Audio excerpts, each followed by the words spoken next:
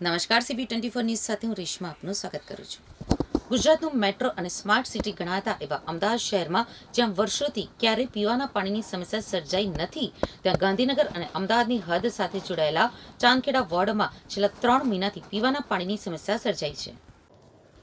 ચાંદખેડા વિસ્તારમાં પીવાના પાણી માટે ટેન્કરો આવી રહ્યા છે અને લોકોને હવે પીવા અને વાપરવા માટે પણ મ્યુનિસિપલ કોર્પોરેશનના તેમજ ખાનગી ટેન્કરોનો સહારો લેવો પડે છે.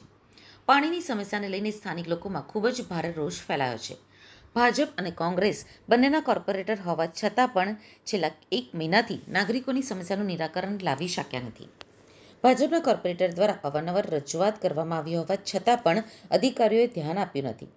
ચાંદખેડા વોર્ડના ભાજપના કોર્પોરેટર અરુણસિંહ રાજપૂતે મ્યુનિસિપલ કોર્પોરેશનના વોટર વિભાગના અધિકારીઓ પર રોષ ઠાલવતા કહ્યું કે અવારનવાર છેલ્લા કેટલાય સમયથી હું પાણીની સમસ્યા અંગે અધિકારીઓને રજૂઆત કરું છું.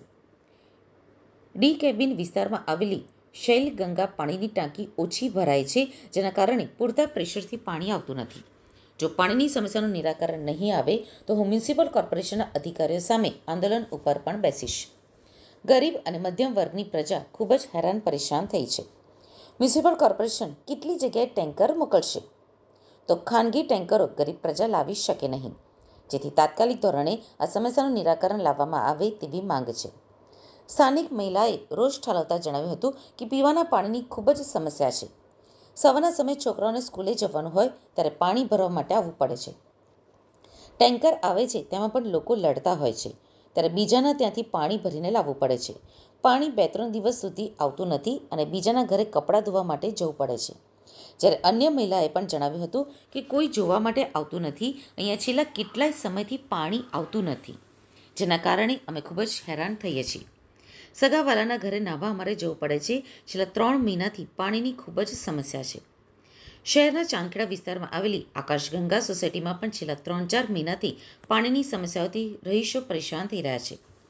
ચાંદખેડા વિસ્તારની આકાશગંગા સોસાયટીમાં પાણી માટે બનાવેલ હોસમાં પાણીનો સપ્લાય ખૂબ જ ઓછો આવી રહ્યો છે, જેના કારણે ખૂબ જ સમસ્યા થઈ રહી છે.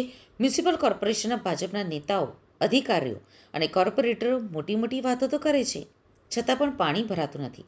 તેના કારણે નાગરિકોને હાલાકીનો સામનો કરવો પડી રહ્યો છે.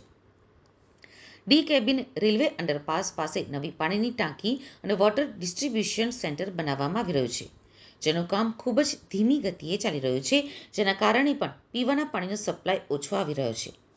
પાણીની સમસ્યાને લઈને લોકોએ રોજ ટેન્કર મંગાવવા પડે છે.